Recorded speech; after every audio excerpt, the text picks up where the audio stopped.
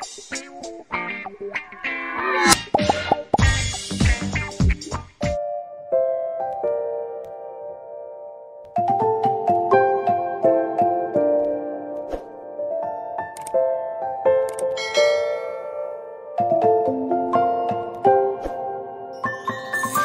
many places still undiscovered, but you're stuck in a blast of yesteryear. Forget all the problems just for the moment. That is the kind of story you should see.